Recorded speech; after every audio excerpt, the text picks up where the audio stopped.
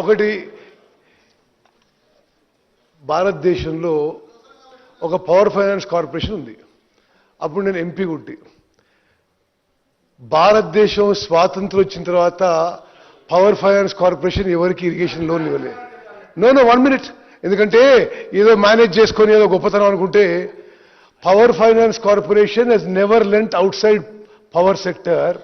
You have taken very high cost short term loans by managing those people.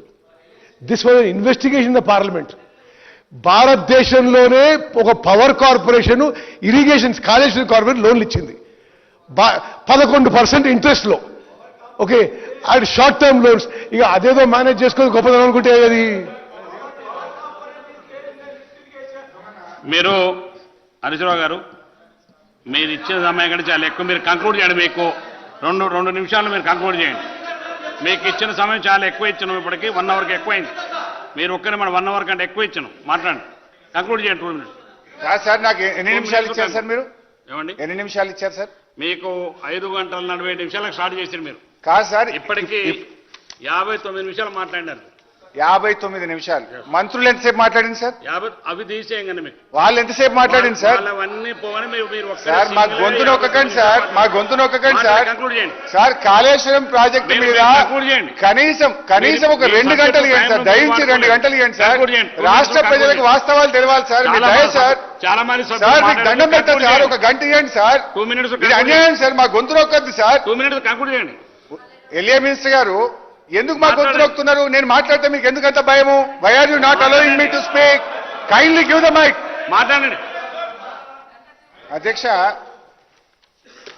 Uttam గారు సమాధానం చెప్తే మళ్ళీ దాని 10 నిమిషాలు కావాలి. చెప్తా, అది కూడా లాస్ట్ లో చెప్తా. ఉత్తమ్ గారు ఏమేమి మాట్లాడినారు అన్ని రాసుకున్న 12 మాట్లాడినారు. 12కి ఆన్సర్ ఇస్తారు. Now I go to NDSA. ఇక ఎన్డీఎస్ఏ గురించి మా ఉత్తమ్ అన్న ఇందాక మాట్లాడిండి. ఏం మాట్లాడిందంటే రాసుకున్నా. ఆయన మాట్లాడుతుంటే ఉత్తమ్ గారు మాట్లాడుతూ ఏమన్నారంటే ఎన్డీఎస్ఏ గురించి ఆయన మాట్లాడుతుంటే పెన్ పెట్టి రాసుకున్నా.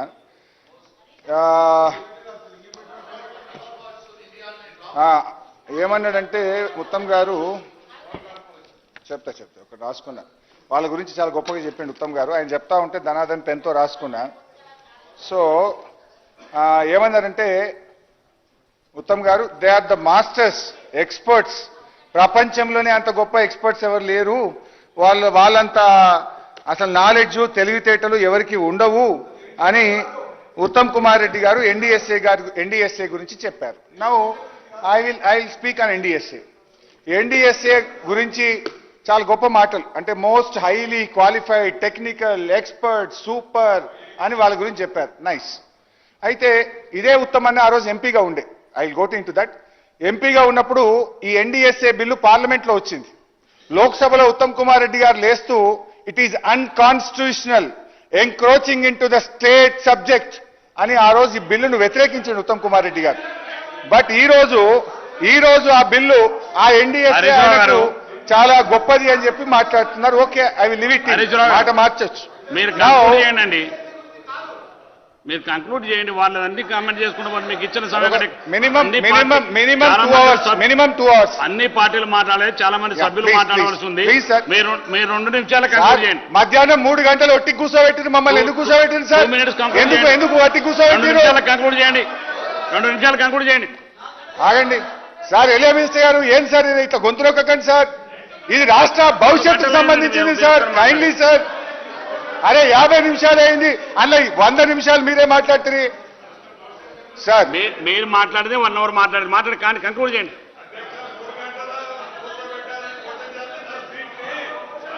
సార్ స్పీకర్ సార్, ఎన్డీఎస్ఏ సరే, ఎన్డీఎస్ఏ గురించి మాట్లాడేటప్పుడు పార్లమెంట్ చట్టము, ఈ దేశంలో పార్లమెంట్ ద్వారా ఏర్పడ్డటువంటి సంస్థ అత్యున్నత సంస్థ అని చెప్పారన్న. మరి పార్లమెంటు ద్వారా ఏర్పడ్డటువంటి సంస్థ దేశం మొత్తానికి ఒక నీతి ఉంటుందా అధ్యక్ష? రాష్ట్రానికి ఒక నీతి ఉంటుందా? ఇప్పుడు ఇదే గోదావరి నది మీద మన మేడిగడ్డ దిగువన పోలవరం ప్రాజెక్టు కడితే ఆ పోలవరం ప్రాజెక్టు 10 సార్లు కూలిపోయింది. ఇవాళకి ఇప్పటి వరకు ఎన్డీఎస్ఏ కన్నెత్తి కూడా చూడలేదు, అటువైపు పోలేదు. అయితే అధ్యక్ష, నేను అడిగేది, నచ్చితే ఒక నీతి, నచ్చకపోతే ఒక నీతి ఉంటుంది అధ్యక్ష. హరీశ్రావు గారు మీరు కంక్లూడ్ చేయకపోతే మీ బట్టి డిప్యూటీ సీఎం గారు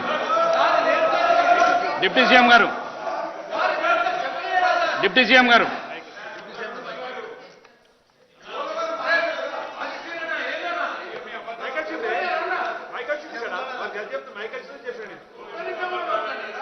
మాట్లాడండి డిప్యూటీ సీఎం గారు. కంక్లూడ్ చేస్తా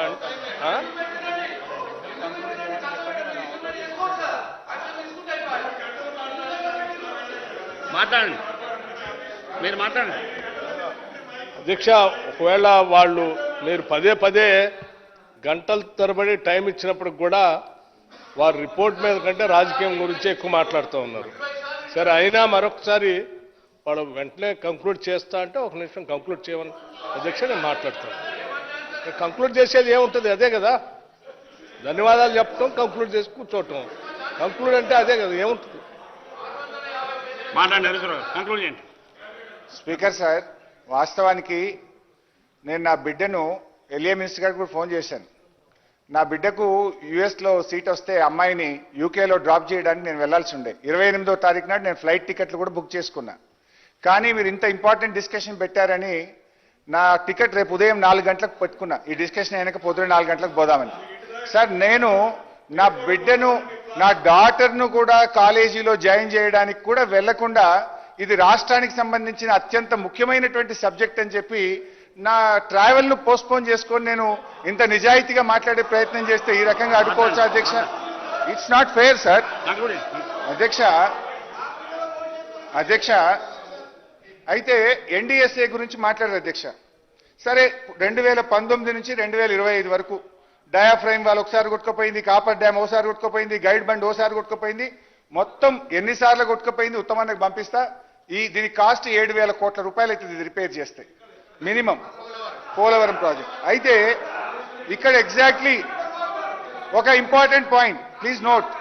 అయితే ఇక్కడ ఇంపార్టెంట్ పాయింట్ ఏంటంటే, ఎవరైతే ఈ పోలవరం ప్రాజెక్టును కట్టారో, ఏ చంద్రశేఖర్ అయ్యర్ అయితే పోలవరం ప్రాజెక్టుకు చీఫ్ ఇంజనీర్గా ప్రాజెక్ట్ అథారిటీగా పనిచేసిండో, ఎవరు పోలవరం ప్రాజెక్టు కడితే ఎవరి హయాంలో అయితే కూలిపోయిందో ఆ చంద్రశేఖర్ అయ్యర్ వచ్చి మేడిగడ్డ మీద రిపోర్ట్ ఇస్తారట. ఇక ఆయన తీస్మార్ కాను, వాడు గొప్పోడని మరి ఉత్తమ్ కుమార్ రెడ్డి చెప్తాడు.